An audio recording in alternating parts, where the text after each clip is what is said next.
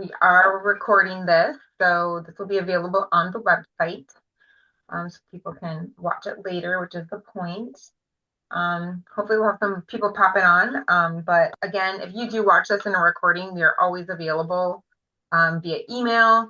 You can find all of the contact information for any of us, myself, Natasha Mortensen, Kara, and Rylan on the website. If you click on About Us and the board of directors is all listed on there, our emails are on there. You can always find us if you have specific questions. You can ask anybody questions. But we are all on there and you can easily find us. So please feel free to contact us if you have specific questions about anything we talk about today. Today we are talking specifically about membership market. So we are excited to share some information with you. All right. Well, welcome everyone. Thank you, Natasha, for kicking things off. My name's Kara Sukup. I currently serve on the Minnesota FFA Alumni and Supporters Board, working alongside with Natasha, who's our executive director, and then Rylan Sabo is also joining us as our young alumni member director. So we are going to be talking to you all things, whether you wore the blue jacket and what you can do once you take that corduroy jacket off. So we're talking all things recruitment, engagement, and retention for this next generation of alumni. So some of the key topics that we're going to talk about is like how do we turn those lukewarm prospects into active alumni members and kind of bring them back to the organization? And then how do we help those seniors transition from a student member to an alumni member? How do we activate and engage them right away at the capacity that they need to, depending on what is going on after high school, whether they are going on to college or they're in the workforce right away, staying in the community, moving away from the community. How do we keep them engaged? And then finally, keeping that enthusiasm throughout the year, whether that's starting at the school year, whatever year your membership starts, and you're starting to kick things off, kind of getting the ball rolling right away at the beginning. And then building leadership pipelines to help further develop those alumni members, because leadership and development doesn't stop once we take off the blue jacket. It's a continual thing, and to keep people more engaged, we have to keep them activated and find ways for them to want to come back to things. So those are the things that we're going to be talking about. Okay, so recruiting lukewarm alumni back to the organization. So this was something when I was working with the corn growers a number of years ago. And they were talking about different initiatives to work on. This is something that always sticks in my mind. There was a board member that said, we're spending a lot of time trying to tell people what they should care about. Why don't we first find out what it is that our constituents and our consumers actually care about and meet them where they're at? Like, let's find out what is it that they're interested in first, because then they're going to listen to what we have to say if we're focused on their interests first. Um, so so maybe there's somebody that's already entered the workforce, and maybe there's somebody that's in HR, and they're like, you know what, I don't want to help cook a at a barbecue fundraiser. I don't want to. I'm trying to think of other examples like that's not in their wheelhouse. So again, going back to somebody like, let's say they're in HR. You know what? Ag teachers are always looking for people to help interview students, whether that is for officers or for their proficiency awards, or maybe they have to conduct a practice interview before they are applying for a regional opportunity or a state opportunity. Maybe they are trying to get their state degree and they need to have that initial interview first before they meet and have their interview at the regional or state level. So those are ways that they could help out. Maybe at the national level, I just got an email about this. National FFA is still looking for volunteers to evaluate different applications. So proficiency awards, national chapter award, agri-science fair. So there are ways that you can do this from the comfort of your own home. And I was just looking up this statistic. So pre-COVID versus post-COVID. volunteerism has not necessarily gone down, but the way that people are showing up to volunteer is a lot more digitized and individual. Um, so if there are ways that people can volunteer first, uh, digitally or remotely, that might be a really good first step. Like maybe they don't want to have to give up their evening or their weekend to do something, but they can review an application from the comfort of their own home while they're having a cup of coffee or whatever they choose to drink at home. So again, finding what their interests are, meeting them where they're at are the key things there. Again, start small. There are a plethora of opportunities in your chapter to volunteer. This is something that you can work on with your advisor as well as the members. So ask the advisor about to create a list like what are some things that you could trust alumni or volunteers with that we could help take off your plate. When you talk to the student group, ask them to present their program of activities so you can align volunteer opportunities with what they have developed. Again, like at the beginning of the year is ideal, but whenever you have an opportunity to do that is best. And remember that sometimes a small ask is eventually going to turn into a big one. Like maybe they show up at first because again, they are reviewing an application, or maybe they've said, okay, like, yep, I'll bring a case of soda. Like, I just had to do this yesterday for my daughter's swim team. Like her whole group, they were asked to provide sodas. So there are some parents that are like, yep, this is a way I'm happy to volunteer. Um, I don't want to run concessions. I don't want to be a head timer or a lane timer, but like I can show up and I can bring some stuff. Um, and guess what? Some of the parents that dropped off sodas actually met each other instead of sitting in their own little spot in the bleachers, not engaging with other parents. And now they have a reason to come and volunteer for things now because it's like, oh, I met this other parent. I kind of like them. And now it's made it a fun thing to volunteer. So again, like start small. It can eventually turn bigger. Some people are going to come in big right away, and those are the crazy people like me, Natasha and Rylan, who are like, yes, we want to show up and we want to show up for everything. Not everybody's going to be like that, and that is okay too. And finally, make it specific and preferably simple. So people are more likely to say yes to volunteering if they know exactly what they're saying yes to and if they know exactly um, how long it's going to take.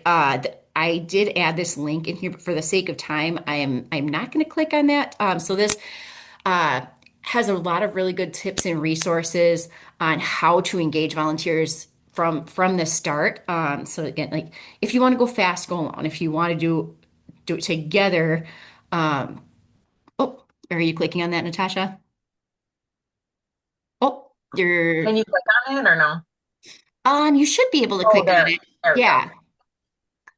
Yeah, so if you scroll down to a little bit farther, I thought there was a tips and yes, underneath the tips. So scroll down just a little bit farther, Natasha.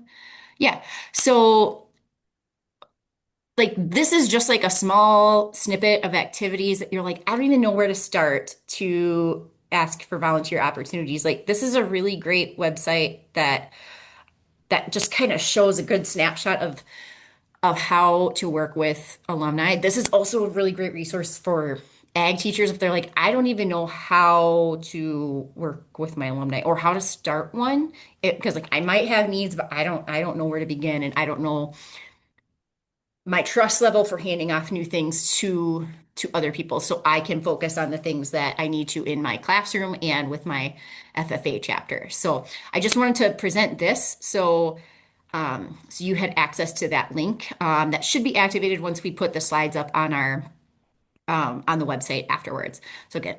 And then these are just a few more snapshots. The one to the far left, I just thought was had a great call to action setup on there. Um, so you can click on that, but it's catchy, it's eye-catching right away, and it's like we need volunteers. Here is what it's supporting. So like when I'm volunteering, I know this is what it's going for because that's there's nothing worse than going to volunteer for something you're like I don't even know what the impact is that I'm making. This specifically talks about what this rodeo is impacting, what the specific needs are a link to sign up that has and if you look at that link, like it has really specific things like, okay, I want to sign up to work concessions from this time to this time, or I will help with setup, or I will help with tear down. It makes it really easy to just click and volunteer uh, it all in one spot. And then on the far right, the National FFA Alumni and Supporters has this like 15 ways to volunteer in 29 days. So like I want to volunteer, I want to do something quick. This doesn't have to be anything big or earth-shattering, but that's something that I think just is like, oh, I can print posters for FFA week activities. Like maybe that's not something that the students can do at the school. I can do that. Or I can take photos of members. I can volunteer to take a week and shift watering the plants at the greenhouse. Or maybe I just do it for a day if the ag teacher is going to be out of town. Um, like, ooh, I can offer to dry clean to take some of the jackets to get dry clean. Maybe your chapter uh, has just a collection of jackets because students don't have their own. Offer to do that for the teacher. That would be great. I heard this awesome example, and again, this is something that's a little bit bigger, but in rural Wisconsin, one of the ag teachers had had parents that were going like because they lived a little bit farther out. They're like, oh, I'm going to stop and pick up these supplies for the teacher on my way into the same community where the school is because the teacher doesn't have time to do this during the day when those stores are open. So I'm going to go do that. So there's different ways that you can really be creative and be of value with the time and tools that you have. And then the one in the middle, like I like any opportunity to make it fun and engaging. And I love that this chapter did this to promote volunteer or to encourage volunteers at their um at the state fair. Oh, you might have to click unmute. Oh, I don't know why that's not working. So he's basically just recreating the mayhem the insurance mayhem commercials. And so he what he's saying is like, I'm currently working at the FFA booth unsupervised because we can't find volunteers. And then it shows the parents looks like they're out camping. So he's golfing unsupervised, hits his friend in the face with the golf club, and he's like, "Oh, see, we need volunteers, so this doesn't, so you can be better protected from mayhem. Go click on the volunteer background check." So he's like, it's all good things, but he just made it fun, and it got a bunch of views because it's funny. So I just wanted to show that because you can make it fun and you can make it lighthearted in a way that's going to engage people and say, yeah, I'll say yes to this. So with that, I will turn it over to Rylan about transitioning seniors. Thank you, Kara. My name is Rylan Sabo. I'm the Young Alumni Director for the Minnesota FFA Alumni and Supporters, as Natasha and Kara had introduced me. One of the big challenges that we kind of see right now is how do we take seniors and active FFA members that have just graduated and turn them and be able to help them get involved? One of the best ways is invite them. A lot of the times after they graduate, they don't necessarily feel they're welcome back right away. And sometimes they need to know that alumni involvement also includes the development. Like Kara mentioned, it also includes some of that fun aspect. And they know that volunteering has a value. And it's because as an FFA member, we all learn what living to serve is. After learning that, seniors kind of take with them to college, but sometimes they don't bring that back to their home community, and there's an opportunity to keep them involved by inviting them to those things. Another thing is going to be celebrating those seniors at banquet and other opportunities throughout the year to get those senior students with the alumni and supporters through fundraisers, service projects, and other things that put the students with the adults, and they say, hey, as adults and alumni and supporters, we still have fun. There's an opportunity to continue to serve, but sometimes that looks small. And sometimes we need to start small. And sometimes that looks like coaching or volunteering. I coach for a lot of the leadership development events for the Rocori chapter, and we've had some success with just inviting those college students back and over their winter break or spring break and summer break to just come and sit in and be a guest coach for a time for those career and leadership development events. It's a good opportunity to put them in a room where they feel comfortable, where sometimes they're an expert on some of those things that a coach is not. And it also just puts a fresh mindset for those students that there is an opportunity to serve. Um, there's other opportunities as well. Kara had mentioned interviewing and helping with those degrees and proficiencies, agri-science projects. Those FFA members are the ones who are most current and most up to date, other than the advisor, with some of those more recent FFA things. And that is awesome to get those young alumni members involved in your community, because they will be able to take that and fly with it. They are the ones who are sometimes the most knowledgeable at working technology and social media.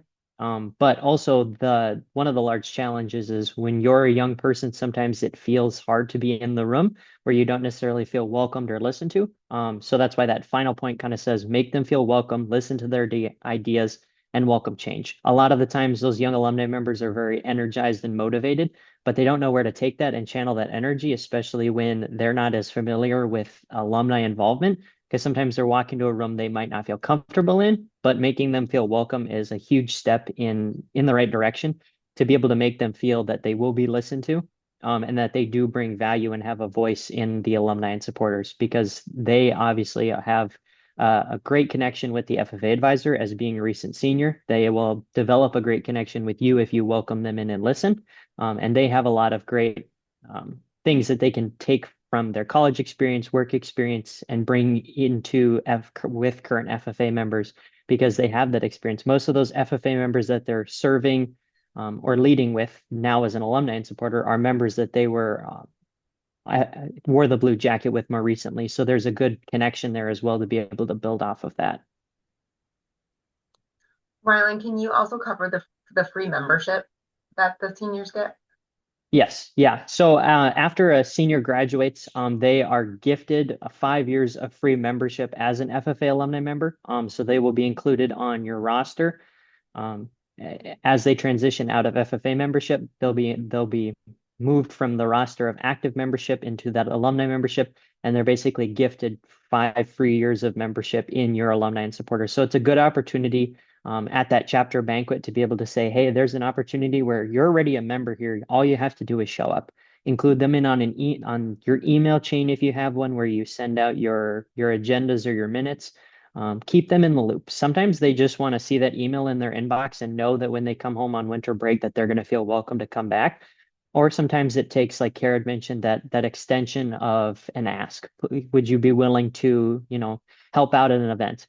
In Minnesota, it's a unique thing because we see that we rank third in the nation in volunteerism. So even though our level of volunteerism has changed, Minnesota has moved up in the nation in volunteerism, and it's because we keep giving back and getting those young people involved. They often are very well motivated, like other alumni and supporters are. And sometimes we need those fresh ideas as well. So engaging those younger generations in those opportunities is helpful, but also sometimes they're looking for leadership roles. A lot of FFA members see that value of service through those leadership roles. And like I'd mentioned, a big part of that is going to be coaching. With CDEs and LDEs events, they have a lot of knowledge of those contests, activities, and those things that are helpful. So being able to help coach. One opportunity that I've seen more locally in Region 3 where I'm at is helping with social media. There's a great opportunity for those young people to be able to run their social media. They can run it from college if they're several hours away. They can run it from their home communities while they're going to a technical college or while they're just working because they have a passion for that social media. With FFA marketing, sometimes being able to spread the word about FFA is challenging, but for those younger generations, it's an awesome opportunity to use their skill set and also have them involved. As well as in committees. There's sometimes an opportunity to have a young member coordinator or to be able to have them take on an active leadership role for a committee, for fundraising, or just a simple task that they might be able to tackle while they're home on winter break. Offering those leadership roles for young alumni, like it says on the slide, they're the greatest and closest resource to active FFA members. They have a connection with those FFA members that they were just active members with. They also have a good relationship with the advisor. They know the chapter ins and outs, and they feel comfortable to be able to speak to that sometimes, and that is a great asset to be able to have in there. And encourage them to get involved. There's opportunities that we, as the Minnesota FFA Alumni and Supporters, offers beyond their time in the Blue Jacket. For the first time this year at our annual conference, we offered the networking experience transition called Next. which was a great opportunity to talk about advocacy and leadership opportunities as a young alumni member. And then there's also the President Circle program, which is for any alumni and supporter in the state. That's a great opportunity for leadership training and advocacy training, as well as mentorship and kind of building that legacy as an FFA alumni member. Those are great opportunities that if you see that member wants to get more and more involved, there's opportunities at the state level for that leadership training that they experienced while they were an FFA member. And kind of last, but certainly not least, is that making that young alumni member feel welcomed and valuable. They have a voice when they join, and being able to build off of that is awesome because they obviously are very motivated to serve the chapter that they were just a part of. So sometimes it's just a matter of getting them in the door with sometimes that small ask or that task to be able to get them involved.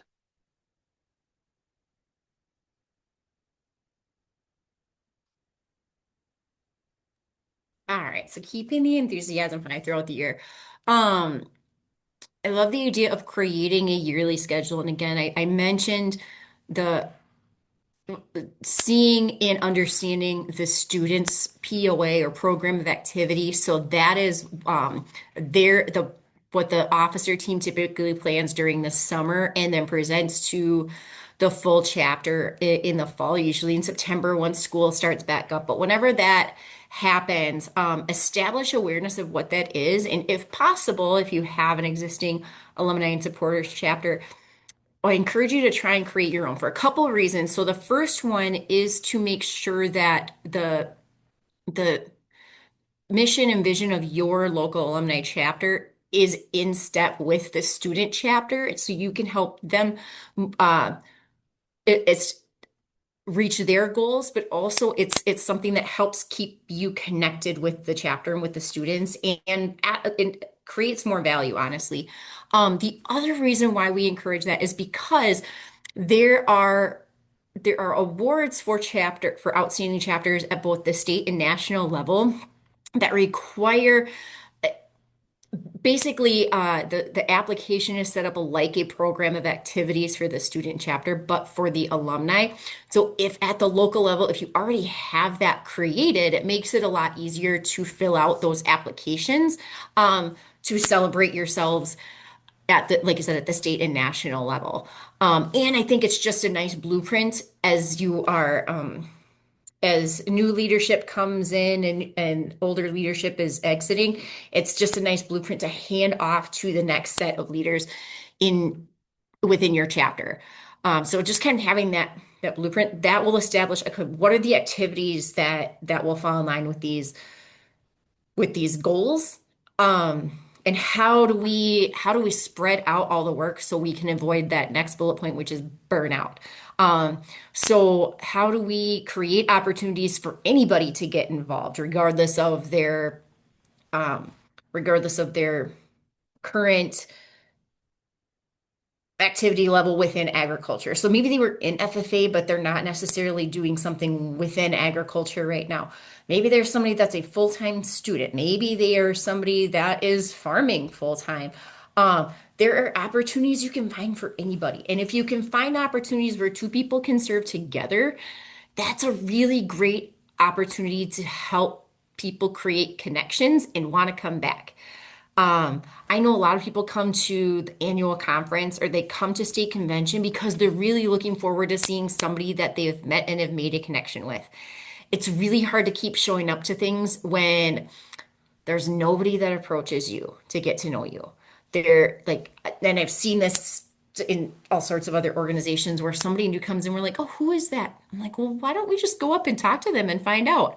Again, like it's a really like that's a surefire way for somebody to not ever want to come back if they have a bad experience. They're like, nobody even talked to me, or I did this on myself and I don't feel connected to this organization at all anymore, so I'm not going to come back. Uh, the next one, celebrate every win. Um, Especially in Minnesota, we're not good about this. So if you have a social media page, like talk about the things you're doing, even if it's small. If like have somebody capture a picture or a quick video, preferably if you guys having fun. Like I, I think of an example. This was a silly but a fun way to and state convention a couple years ago. So we have the Minnesota FFA alumni and supporters host the Stop and Shop, and myself and two other board members were um, just counting the money and auditing at the end of convention. Our only our only storage spot was actually the like one of the men's bathrooms in Mariucci Arena. This is so silly, but we instead of being like, oh, this is kind of gross, we're counting money in here. We're like, look at this amazing water feature that we have to keep us company in there. Again, like this is so ridiculous and silly, but like that was the moment that the three of us all just kind of bonded and laughed over something so silly as where we were counting money, what we had as a storage facility. And the three of us are so close now. And again, something really silly, but that like how boring would that have been if it was just one of us counting money in a bathroom by ourselves at an arena? Like we had friends with us, or we had acquaintances that have turned friends. So celebrate those things. Maybe don't take a picture in the bathroom. That's kind of gross. But like if you're at a fundraising event, if you're giving out raffles, if you're doing interviews, like snap a picture with you and somebody that you met who was also conducting interviews. Send that to the person who is adding to social media. Yes, does it require a little bit of work? Sure, it does. But the pain of that discipline now and seeing that excitement build up and that enthusiasm remain high is worth it than looking back going, if I had just done a little bit more, if I just like gotten out of my comfort zone and done this, like maybe we'd be a little bit farther down the line. So think of that pain of discipline versus pain of regret. Um, and then have the students engage with like have at least make at least one student representative engaging with the alumni regularly. Like if the alumni and supporters know the people that they're like people don't work for organizations, they will come to work for people. And if they know the people that they're working for, they will show up. If it's just like, oh, I support the Blue Jacket. Well, who are the people in the Blue Jacket? I have no idea. Make sure they're engaging with those people. And then a way for us as adults to have fun is to network at places like annual conference, state convention, regional leadership conferences. Like that's ways us adults can make adult friendships. Because if you think about it, once you're done with college, you go on to your career, or if you're in college, like where the heck do you go to find adult friends? Like if you look at statistics, it's really, really hard for like most people say like they can count on one hand the number of actual friends that they have as an adult. This is a way that you can build that community. And yes, it might be serving in a volunteer organization, but it can create a lot of really cool friendships, not just in your local community, but around the state as you take those bigger steps. And then participate in your chapter FFA banquet. Um, Man, I used to think like shortly after I was graduated from high school, I'm like, I can't go back. Like just feels weird. Like I'm just coming back to like not really having a purpose there. And when I did, they're like, oh, this is so fun to see alumni come back and like see what you're doing a couple years out of college. I was like, oh, I didn't know I was welcome here. So going back to Ryland's point about like making sure they're involved and welcome, like I didn't know that door was still open to me. And that it was kind of cool to come back and see what the students were doing. So like don't underestimate how welcomed you are coming back. And then finally incorporating fun at your events. We play the game gestures a lot, or like we've brought the penny game or pass the pigs, like not anything out of the ordinary, but when you're playing games like that with new friends or people that you don't see a lot, like it gets fun and it gets crazy and you make those connections doing those silly things that just kind of make it worth coming back. So there are some really good opportunities. There are some people who they feel most useful and valuable when they're doing things virtually, when they're doing things in person. And there's opportunities for both, either at the local level or at the national level, for involvement purposes. One really good opportunity is to attend our annual conference, which is usually put on that first Saturday in March. That opportunity is good for, as Kara had brought up, networking, but also building your leadership, understanding your expectations as a chapter leader for alumni and supporters, for your roster for tax compliance purposes, even for like building those fun opportunities. There's at annual conference, there's a variety of those things to be able to bring that back to that value back to your chapter after being an attendant there.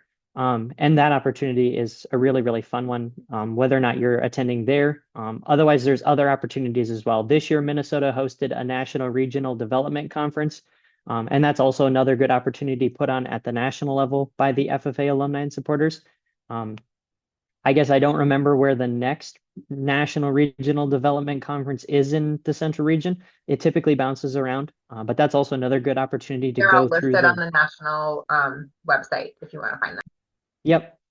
There's a resource guidebook that's really useful for those national regional development conferences, and it's a good baseline, as Kara brought up, to be able to build your alumni and supporters off of, whether or not it's that program of activities or other things to be able to spotlight and highlight your chapter in your community, even all the way down to marketing and branding, fundraising. Those are really good opportunities. The other ones where really no experience is required, and that like locally some of our alumni and supporters members have been a part of here, is judging opportunities. Many people don't know that you don't have to have any experience ever judging those things at the national level to be able to be a part of that. You fill out a background check and you go through and you're able to judge SAE grants for students to be able to grow their supervised agricultural experience. Being able to judge the National Agri-Science Fair, even the State Agri-Science Fair. Minnesota FFA Association is always looking for judges at the state level. And Natasha's going to nod her head really big because she knows that they're always looking for judges for LD or for the leadership development events. They're always looking for judges for all those other things, and not a lot of experience is required. Sometimes it's just we need somebody in the room who's passionate and being able to be willing to serve a little bit, and being able to learn something new, take on a new task. We will The train other, all the people. yeah, they do an awesome training to be able to do that. I've actually been a part of it before to judge at the state level. And then some of those other things that are an opportunity at the national level are going to be judging that national chapter award for the student chapters that fill that out. And you can judge virtually. So you can be, my mom has done it before, where she's judged at national convention virtually. Or I know other people who have done it where they've been a college intern and they've gone and helped judge in Indianapolis for national convention. An opportunity at national convention, while I have it on the slideshow here, is there are opportunities for alumni and supporters to be involved at national convention. So if you're one of those people who the advisor is looking for another chaperone to be able to take on national convention with a group of students, take the opportunity to go. There's going to be workshops available for you at national convention and an opportunity to connect you as an alumni and supporter to the students that are with you. It's great to be able to come back to your local chapter and have a connection with those students, because it's a good reminder of who we're serving. And that's really key to everything, is feeling that well-developed relationship from the alumni and supporters to back to the student chapter. Thanks, Rylan. Oh, and Kara, all really, really good information. Our last big thing here is building advisor alumni relationships. Obviously, the FFA advisor is really important in this. As a past FFA advisor, I made a pretty good list here of some things that are pretty important. Communication, obviously, number one. Learn from the advisor what the priorities are for the FFA chapter. FFA is a buffet. It does not mean you eat everything at the buffet, because you cannot. It is actually impossible to eat all the things at the buffet, because you would probably explode. So FFA is not meant to do all the things. It's not possible to do all the things, especially if you have one FFA advisor. So FFA is part of agricultural education program, but many FFA advisors have priorities, and many of those FFA priorities match whatever it is maybe they're teaching in their school. They match what their community actually needs, because that's the point of career and technical education. So having those conversations with your FFA advisor and your ag teacher are really important, because you need to know what those priorities are.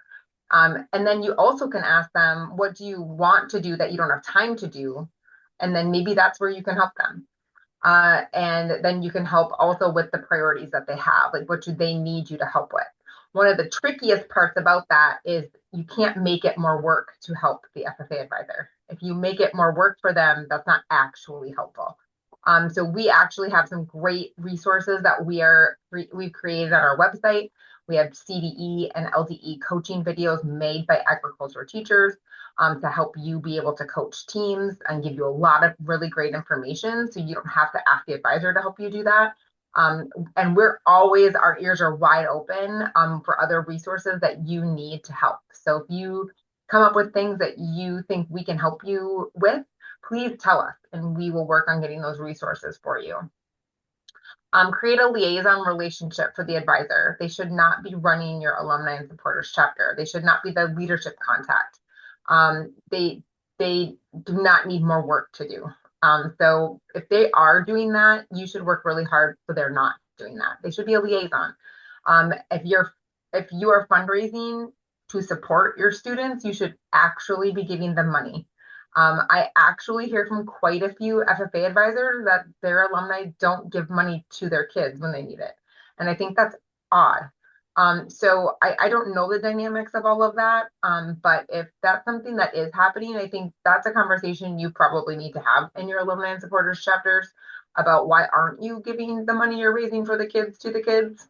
I don't know all the stories of that. I don't know why that's happening, but I think that's probably a conversation you need to have. And have a way to do that. Like maybe it's a percentage that you are giving to the kids, and what are you going to give it for? Have some standards set out, and have some standards for the kids to get that money. If they gotta maybe participate in the fundraising, they maybe have to apply for the funds, right? So you can make some rules around that and make sure they know what those are.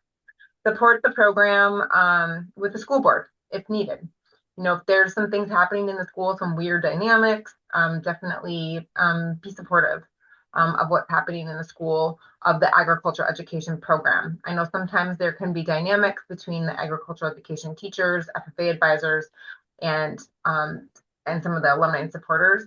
In the end, we are supporting the program, and we need to make sure agricultural education and FFA stays in our schools. So in the end, we need to support the program and FFA. So try to do that whenever you One can. of one of the one of the big portions of that would be when you're having your meeting, the big thing is that you shouldn't be adding to your advisor's plate. They should be giving you a report of what's on their plate, and then your question should be, what can we do for you? And sometimes that does look like going to the school board and saying, hey, this teacher has support outside of in classroom from the program standpoint. But for FFA, sometimes the school board doesn't know the wins that you're having locally or the successes that you're having locally until you tell them. It might be in front of the principals, it might be, but sometimes it's good to put it in front of the school board that they have a support system as the alumni and supporters beyond just the teacher themselves, because that helps them understand that that support system is what is making the chapter successful. Yeah, that's a great point. Give your school board members a call, send them an email, go to meetings, whatever you got to do. And it's positive stuff. They don't get a lot of positive stuff, like you can be the person who sends the great message, right? And the last one on here is find ways to use all alumni and supporters members to volunteer for something, right? Like Kara and Rylan have both said this, like find a way to use everyone.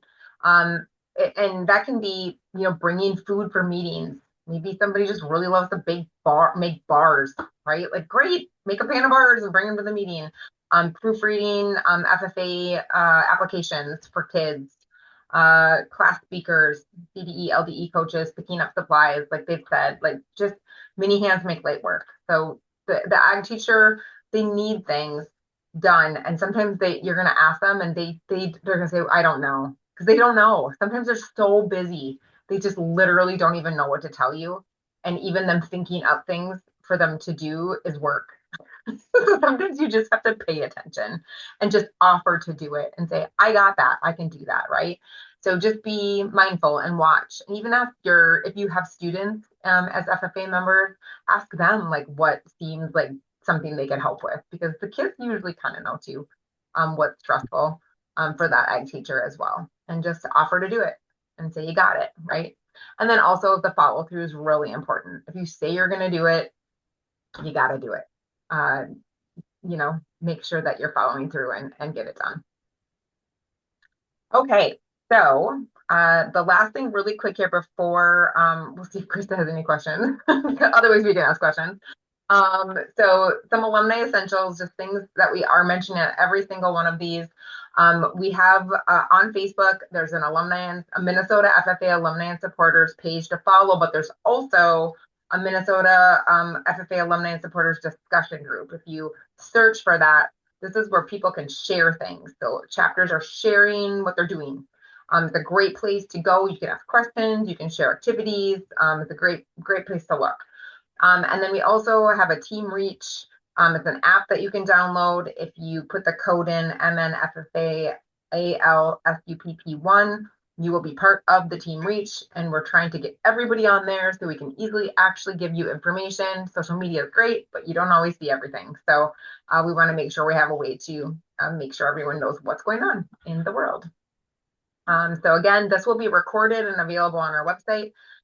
It will be shared out on the Team Reach on our social media platforms. And then also, again, everything's on our website, which is mnffaalumni.org. You can find lots of things there. And we'll just open it up for questions. The PC, like that was mentioned by Ryland, that sign up is here, also on the website. Questions can be sent to us anytime. But if there's any last things that you want to mention, Kara and Ryland, Krista, if you have any questions, you can put it in the chat. And you can also, just unmute and ask us. That works too. Oh, she has no questions, but she appreciates all the great information. Well, we are so glad that you came. It would have been so sad to talk to nobody. But I know some people are watching these after the fact, and I know that I loved all the information Kara and Ryland gave. So do you guys have any last things you want to say? I guess one thing is, and Natasha had it on that last slide, was admin@ffaalumni.org. There's always a great contact. Natasha is one of those people who can divvy out information if you have questions. We're, as a board, we're always here to be able to field those things. There isn't a huge restrictions on how an alumni and supporters operates, and being able to be a board member, you go around the state and you see how different alumni and supporters operates. And sometimes for a new alumni chapter, you're looking for ways and questions to be able to field how you should operate, and we're happy to be able to help you out. Otherwise, like as with FFA chapters, we have regions and we have region directors that can help kind of assist you in any of those fielding those questions, because as alumni and supporters, we're happy to share that information and help you fundraise or help you find different ways to help your FFA chapter. So. The only other thing I would add, I'm glad you mentioned the regional directors and connecting with other chapters, is there's a lot of autonomy in what our regional directors do, and it varies from region to region, like what the needs are and who the connections are. They're always looking for opportunities to know, like, what is it that the local chapters within the region actually want. And if you have ideas, like, they would love to hear those. Or if there's a couple different chapters like, hey, we'd really like to get together to do this, like, they can help organize that. And it makes it a lot more fun for them to do their jobs, but it also just provides another opportunity for you to make connections throughout the region. And if there's a way you want to, like, work kind of hand in hand with them or help support those needs, like, they're always happy to help. Always happy to have help putting things together. So it's, yeah, some of them have a network of people within several different chapters, and they meet up frequently, or they touch base regularly, whether that's remote or in person. So don't be afraid to try to organize something like that if that's something you want to truly make more of a connection of. So there's ways that you can make that happen. And again, it adds to those connections, and it adds to those adult relationships and friendships that are so hard to find sometimes. Awesome. Well, thank you, Kara and Ryland, for joining us today. And again, this will be located on the website. So thanks so much for joining us. And thanks to those who watch this later. And again, if you have questions, you can find us all on the website and send us messages. Thank you.